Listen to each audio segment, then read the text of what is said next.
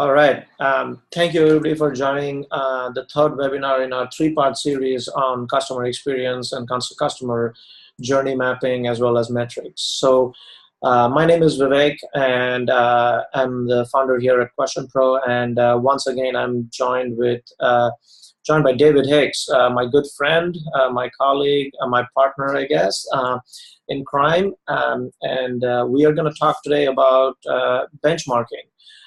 For those of you guys who are joining us for the first time, we talked about this is a three-part webinar series, and we've talked about journey mapping, we've talked about metrics in the customer experience space, and today we're going to talk about benchmarking. A quick primer about us. QuestionPro, we've been in business for about 10 plus years, and we are primarily in the insights and feedback space, and we have a new product line around customer experience that helps customers kind of map customer journeys as well as collect metrics and provide dashboard and metrics so that organizations can be more customer centric. Without further ado, David, welcome again on the webinar, and I'm gonna lead it off to you. Tell us a little bit about Tribe CX and all the amazing things that you guys are working on. Delighted to thank you again for the invitation, Vivek, and there's a action-packed series of webinars that you've put together for your clients, Vivek. The first one around mapping, metrics. This one's around benchmarking. These are the three key areas that seem to be present in the majority of organizations that have been successful in deploying customer experience. We arrived at these insights as we founded the Tribe business about a year ago, a series of practitioners that had each of them been successful in designing and deploying customer experience in their organizations, B2B, B2C organizations.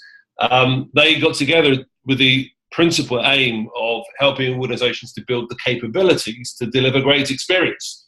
And in the process of doing that, we went to ask folks, what is it that you've actually done that's made your customer experience deployment so successful? And mapping, metrics, and benchmarking seem to surface in the majority of organizations that have been successful in deploying experience. So with that sort of practical insight, we started the company. We've got a series of toolkits. More on that later. Some really hot news at the end of this presentation around the toolkits. We've also got a series of practitioners who deliver coaching on those toolkits. So if you would imagine, we're there to help organizations ensure they've got the capabilities in place to ensure that they can deliver the number that they're on the hook for to be delivered by customer experience assets delivering on their promise. That's what we do. We help you to make sure that that happens. If you'd like to hear more about it, take a look at us at the site. But in terms of the presentation today, we're going to be talking a bit more about customer benchmarking, but in the process we'll touch briefly on mapping metrics that we spoke about before, just to put them in context. And we'll close with some interesting next steps, and we'll actually help folks get into action themselves. But when we've spoken in each of these presentations, what seems to be a useful place to start is the definition of customer experience. I almost sense you don't tire of hearing this definition, which is that experience is about the combination of the rational activities, the things that you do as an organization, B2B and B2C, but also how you do it, the emotional outcomes of those rational activities. The two of those combined, that is what adds up to the experience that you deliver for customers.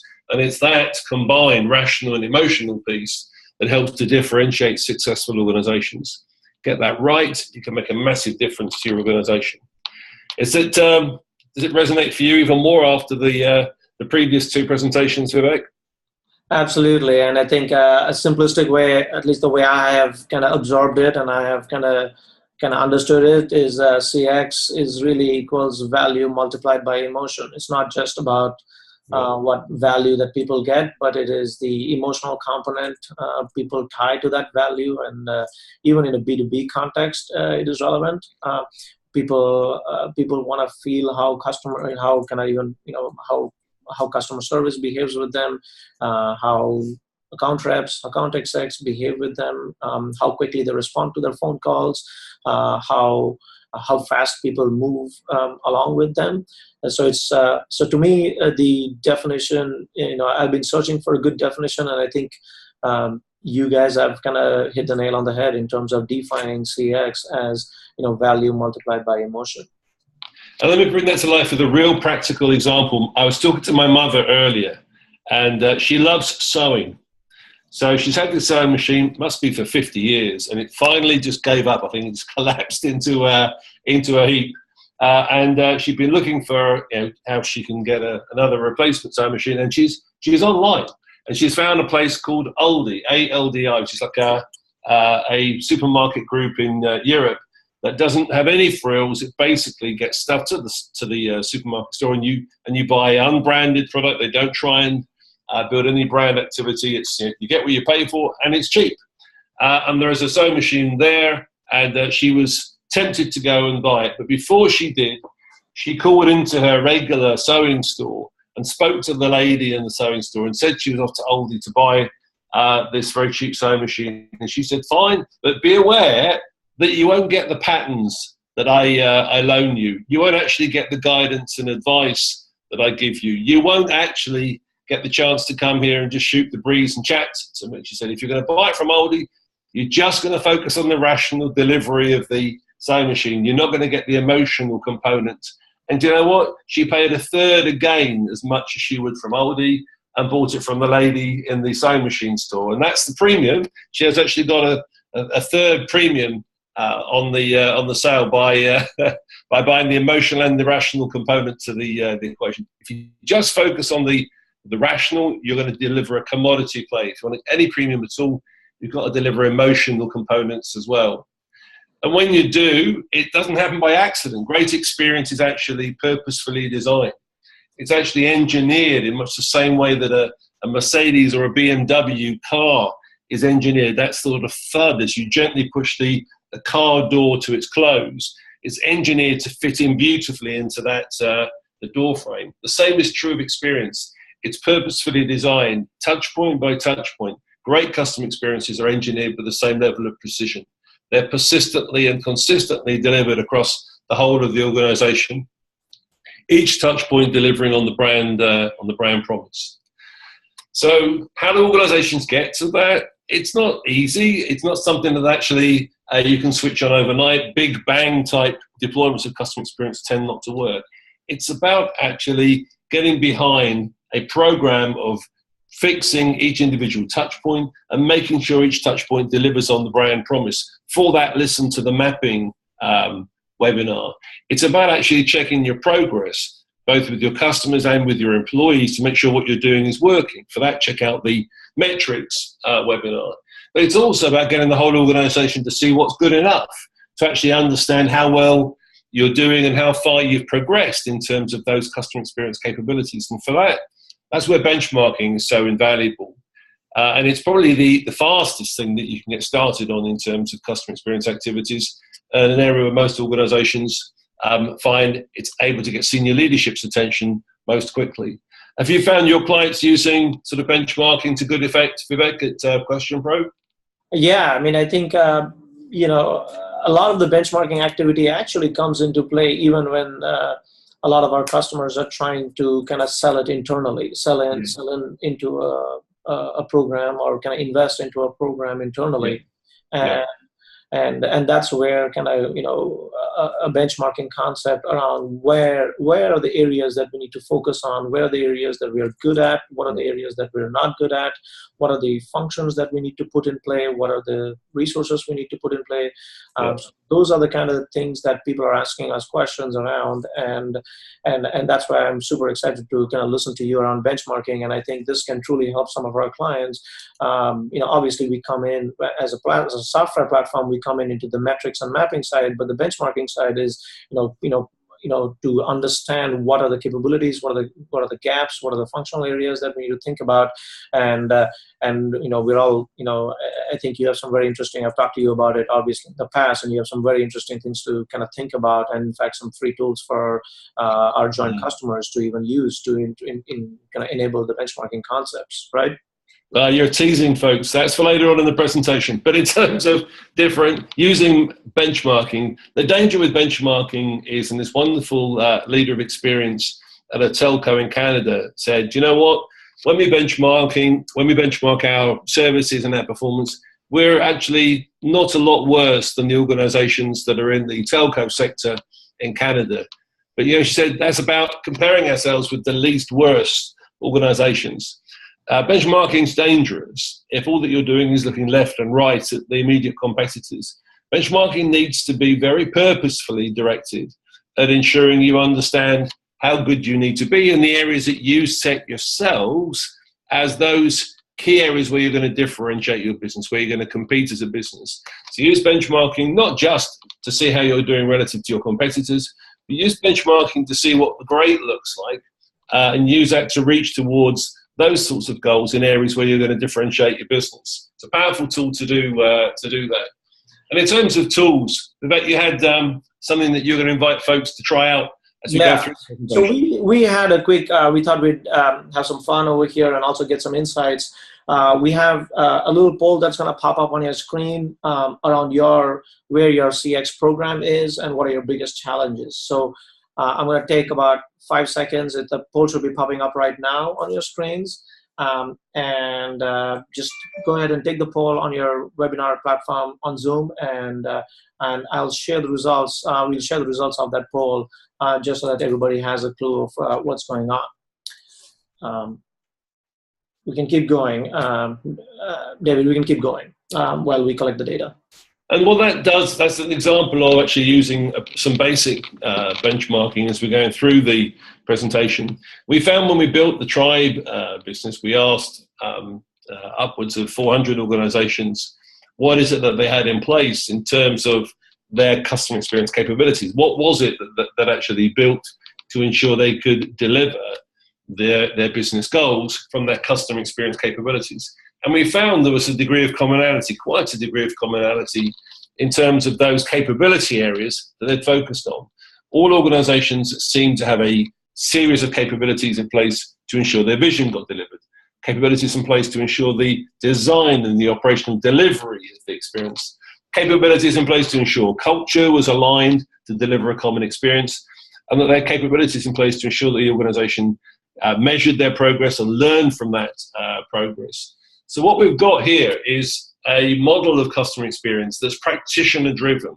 Remember, a model of customer experience, this is the only one that we're aware of that's actually been driven by practitioners saying, this is what we've got in place, this is what we've got that's actually helped us to be effective. So it's an agnostic, objective benchmarking mechanism. And I mention that because be careful where you benchmark. You can use a number of benchmarking tools, but sometimes the links between the benchmarking tools and the products that the company are selling that offers a benchmarking, it's a pretty short jump. So you'll find if you benchmark something, immediately someone's along trying to sell you stuff. This is an objective benchmarking mechanism. And typically, if you want an objective benchmarking mechanism, you're going to need to pay for that. If it's going to be wholly objective and wholly agnostic, you'll need to pay something for that. So watch out for and be cautious of free benchmarking activities, because they're oftentimes not really a benchmark, more a view of how to better position a company's services to you.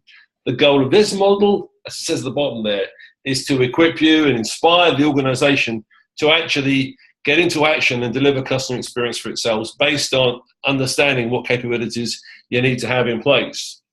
What we've done now over, I think, 600 or so organizations is to invite customer experience practitioners to actually use this model of customer experience in the form of a questionnaire to judge for themselves, to measure for themselves, where are you today, and then to play back to them those scores relative to a benchmark that's relevant to their sector or their geography, or relevant to the sort of organizational maturity that they have. So this benchmark is quite a powerful way of playing back to you the most meaningful set of your scores and the scores of organizations you're wanting to compare yourselves with. Now, it's a powerful thing to do at the start of programs, really, because it's a way of showing other stakeholders, look, this is how good we are, this is how good I believe we are. More on that in a second. It also gives you a baseline, because after a while, what you'll find is someone will ask you, well, what's the progress have we made? And you can actually then run the benchmark assessment again and use that to actually judge progress against the original start point for the customer experience program. So if you're just starting out in your program or you don't have a benchmark, certainly our counsel will be get a benchmark done, provide that baseline so that you can show progress against that. Some organizations also run the benchmark assessment historically, if you would. So the folks that are actually running the customer experience program say, how good were we in these areas a year ago? So you ask stakeholders to look back and judge how good were we relative to these capability areas a year ago. How good are we now and how good do we need to be? So you can use the framework of customer experience capabilities, looking back, looking forward, and looking where you are today. In each case, using the benchmark that's there to compare your performance. So it's a powerful tool and one that very quickly gives you objective, agnostic evidence that you can start to use to get folks behind the cause of customer experience. And Vivek, you were saying that some of your clients have found it helpful to build the case for change or the momentum or the buy-in for colleagues when it comes to getting some of the metrics capabilities in place that you advocate. Absolutely. And in fact, I was talking to a potential client, and we even went a little bit further than just kind of like looking at overall capabilities, overall kind of areas, and even starting to map out, what does kind of putting a CX program in play, how does it truly impact revenue? Do we reduce churn by 15%? Do we increase retention by 25%? And these are the kind of questions. And frankly, with all businesses, before making an investment into a particular program, a business case needs to be made. And that is prudent business practice. And so having a model for making a business case, frankly, which is what the benchmarking platform tool does, is very important, because now you have a clear economic case of why you should do something, not just because you feel like doing it, not because Harvard Business Review says you should do it, but realistically for yourself, you can measure and say, like, look, if we do this, if we implement if we start the journey on the CX program, these are the impact statements that we can probably with a fair degree of certainty, we can make some assumptions around it, and with a fair degree of certainty say that these are the things that will impact. And we've seen this time and again with a lot of our clients where they're looking for some sort of a kind of help in terms of figuring out how to convince. I mean, they themselves are typically most of the times convinced, but it's more likely convincing everybody around themselves around making an investment. That's a beautiful segue into the next slide, because you've got a customer experience lead or a metrics lead that gets this, but he or she then has to convince colleagues to see it in the same way, to actually build that momentum, that joint vision of where we are and where we need to be. So a powerful use of the benchmarking mechanism is, imagine this, you've done the benchmarking assessment yourself, you've shown it to the stakeholders in the business, the senior leadership team in the business, and what you've then done is you've invited as many people as possible to actually do the same benchmark assessment. And if you work with Tribe or work with the QuestionPro business, will actually enable you to run multiple views of the customer experience capability assessment.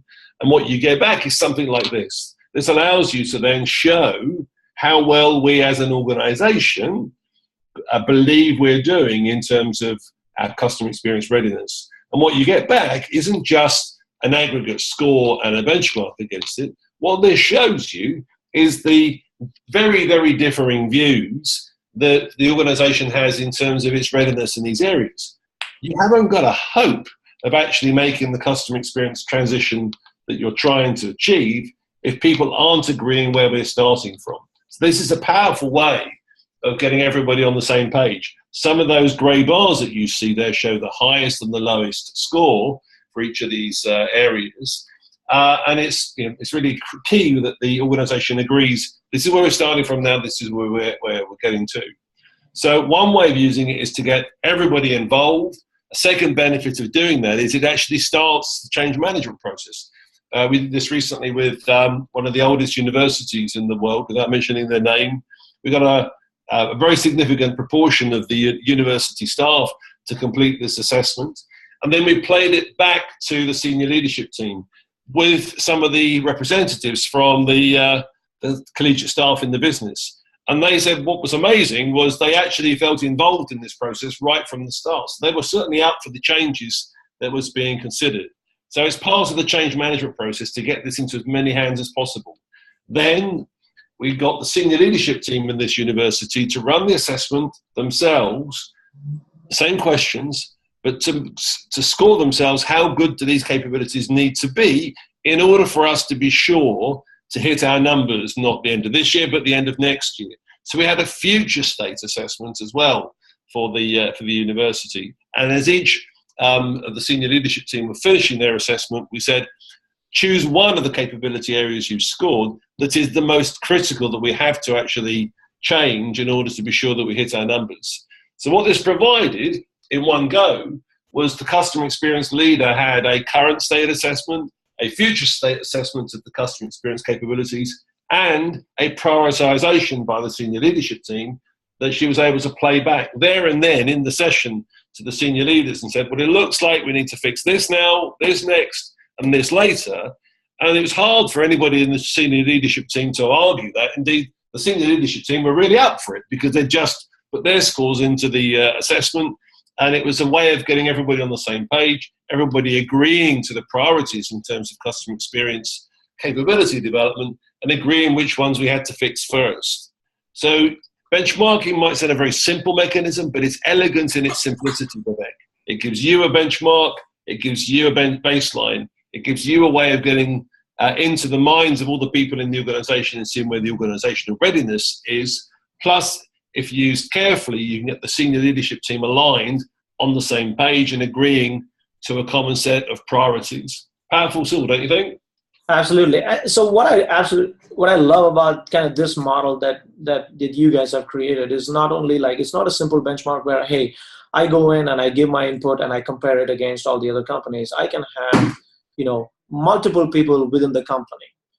And it's kind of a powerful tool for companies to even see how aligned are they, how coherent are they within the organization, right? I mean, so we can provide kind of effectively standard deviation on the data where we say like, look, half your company thinks you're good, half your company, even around vision, half your company doesn't think actually you're good.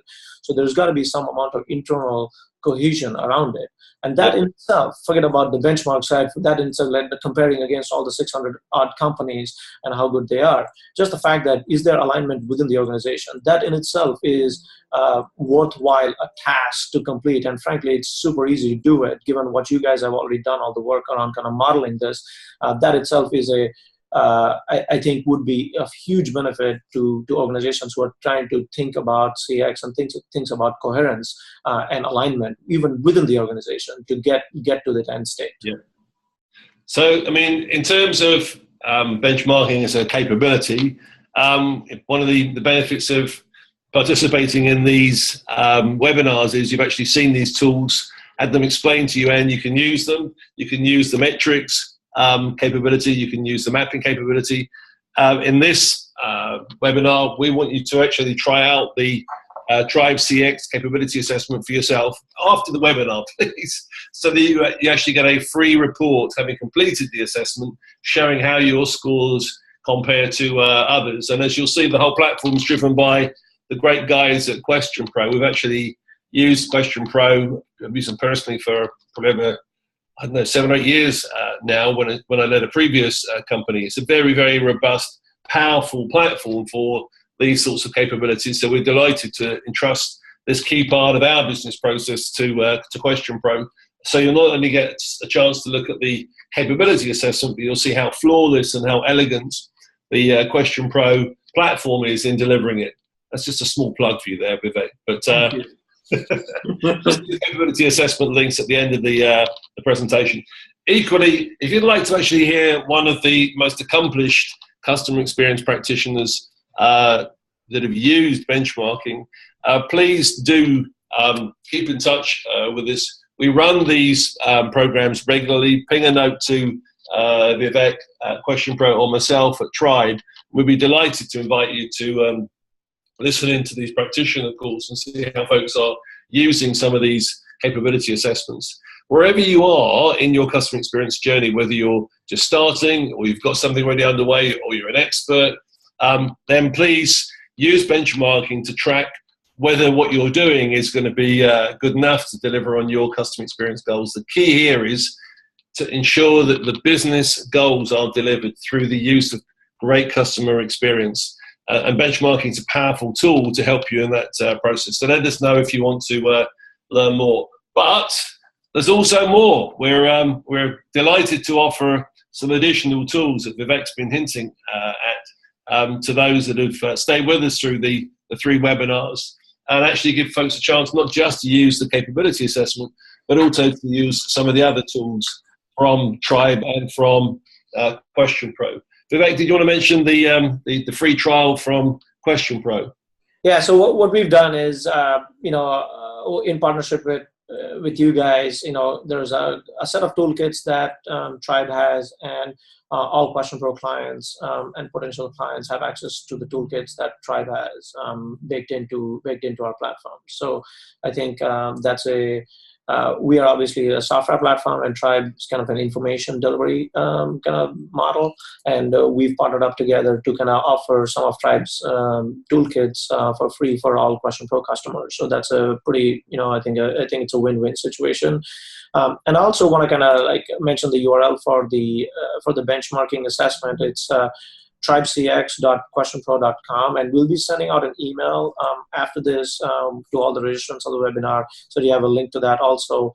And not only can you take the assessment and get an instant report, you can then invite other folks within your organization to take the assessment and kind of see, like we were talking about earlier on, see the coherence or the lack of coherence, for that matter, within your organization vis-a-vis the 4 vectors that truly define an amazing CX strategy.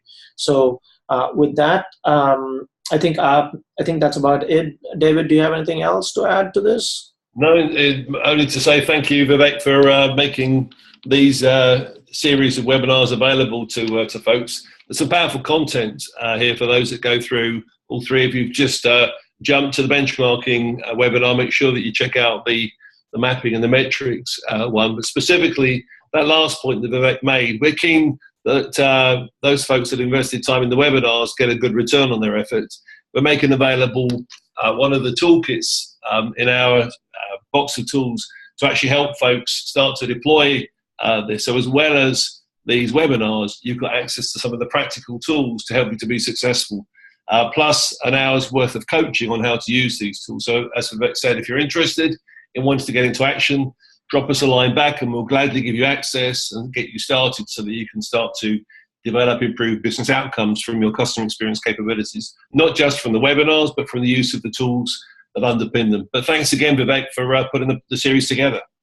No, thank you. It was fun hanging out with you. Fun talking through all these. I've definitely learned a lot in this process. And once again, to all the listeners, we'll be sending out an email with all the information and the URLs so that you can kind of interact and kind of do it at your own leisure. So with that, thank you very much.